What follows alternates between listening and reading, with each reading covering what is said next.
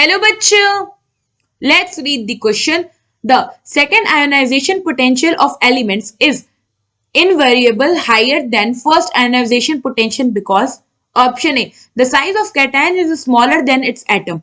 Option B, it is easier to remove electron from cation. Option C, ionization is an exothermic process. And option D, none of the above. So question में क्या पूछा गया है कि जो second ionization potential energy होती है element की वो फर्स्ट से ज्यादा होती है। हमें बताना है कि इसके पीछे का रीजन क्या है। तो सबसे पहले तो हम ये जानते हैं कि आयोनाइजेशन एनर्जी होता क्या है। सो बेसिकली आयोनाइजेशन एनर्जी वो एनर्जी होती है जब जो हम किसी एलिमेंट को देते हैं सो दैट वो अपना इलेक्ट्रॉन लूज कर सके।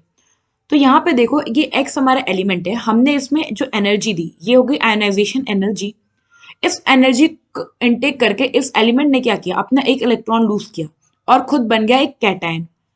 ये हो गया कैटायन फॉर्म और ये हो गया न्यूट्रल। नाउ अब जब इसने फर्स्ट इलेक्ट्रॉन लूज किया तो इस केस में जो आयोनाइजेशन एनर्जी होगी उसे हम कह देंगे आयोनाइजेशन एनर्जी फर्स्ट। फिर क्या होगा, ये जो अपना कैटायन बना था एक्स प्लस, इसको हम फर्दर और आयोनाइजेशन एनर्जी देंगे सो दैट ये अब x प्लस 2 में आ जाए, यानी कि अब ये एक और इलेक्ट्रॉन अपना लूज कर दे। तो यहाँ पे जो एनर्जी होगी इसे हम कह देंगे आयोनाइजेशन एनर्जी सेकंड, क्योंकि इसमें क्या हो रहा है, सेकंड इलेक्ट्रॉन ये अपना लूज कर रहा है।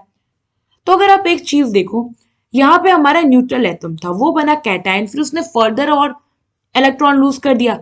तो अगर हम बात करें साइज की, तो in case of cation and neutral, जो हमारा न्यूट्रल पेरेंट होता है इसका साइज जो होता है ये कैटायन से ज्यादा होता है। और कैटायन में भी जैसे जैसे चार्ज इंक्रीज होता है, सो कैटायन चार्ज जैसे इंक्रीज होगा साइज क्या होगा, और छोटा होते जाएगा। तो अगर साइज किसी भी चीज अगर एटम का छोटा हो रहा है तो न्यूक्लियस के पास अब जो इलेक्ट्रॉन बचे होंगे वो ज्यादा स्ट्रांगली बॉन्डेड होंगे।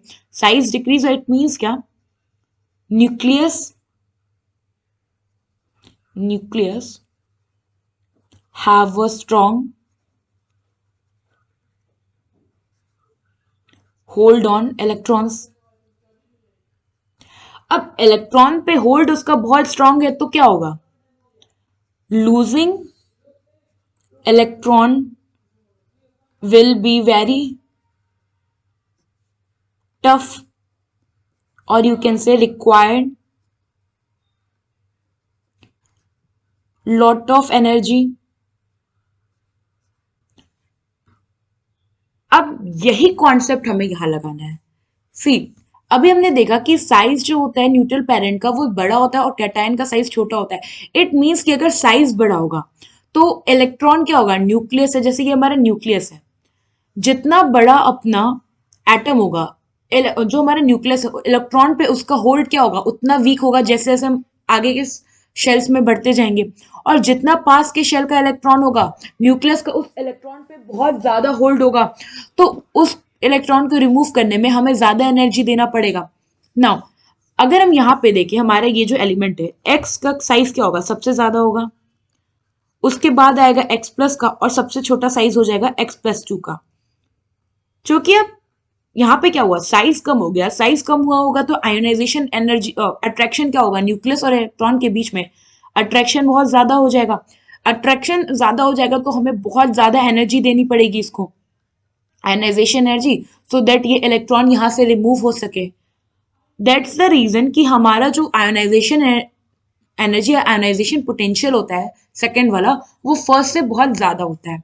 सो यहाँ पे जो हमारा ऑप्शन है, फर्स्ट ऑप्शन क्या कह रहा है कि जो साइज होती है कैटायन की ये स्मॉलर होती है देन इट्स एटम, तो ये हमारा करेक्ट है। अभी मैंने बताया कि जो न्यूट्रल पेरेंट या आप कह लो न्यूट्रल एटम है उसका साइज कैटायन से ज्यादा होता है।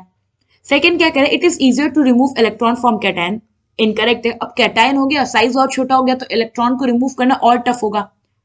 Ionization energy is an endothermic process, ठीक है, बट इसका कोई ऐसा रोल नहीं है, it doesn't have any role. See ionization energy में हमने क्या किया था, हम हीट दे रहे थे मोलिक्यूल को, तो इट मीन्स कि ये एक एंडोडर्मिक प्रोसेस है, एंडोथर्मिक प्रोसेस है, बिकॉज हीट क्या करना पड़ रहा है, हमें देना पड़ रहा है। बट हीट देने से कोई रिलेशन नहीं है कि सेकेंड, आयनाइजेशन एनर्जी पोटेंशियल ज्यादा होगी, हीट तो हम दे रहे हैं, बट क्यों दे रहे हैं ज्यादा? क्योंकि साइज बहुत छोटा था। सो यहाँ पे हमारा ऑप्शन सी भी इनकरेक्ट हो जाएगा ना, ऑप्शन डी भी इनकरेक्ट हो जाएगा, और जो करेक्ट ऑप्शन होगा यहाँ पे वो होगा ऑप्शन ए। आई होप आपको ये क्वेश्चन समझ में आया होगा। Thank you.